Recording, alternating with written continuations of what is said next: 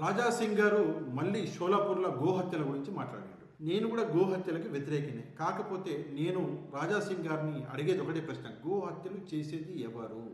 ఇక్కడ ఒక చిన్న డేటా ఉంది. హైయెస్ట్ బీఫ్ ఎక్స్పోర్టింగ్ సిటీస్ అని కొడితే top 5 cities. First city Mumbai. ఇండియాలో ఉన్న 100% బీఫ్ ఎక్స్పోర్ట్లలో ముంబై 39.94%. ముంబైలో ఎవరు రాజ్యం వెళ్తున్నారు?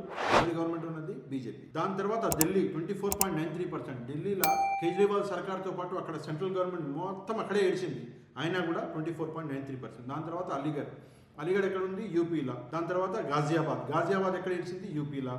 ఆగ్రా ఎక్కడ ఏడ్చింది? యూపీలో. ఇవన్నీ ఎక్కడ ఉన్నాయి? ఉత్తరప్రదేశ్లో ఎవరి గవర్నమెంట్ ఉంది? BJP government. అసలు బీఫ్ ఎక్స్పోర్ట్ చేసేదే బీజేపీ గవర్నమెంట్.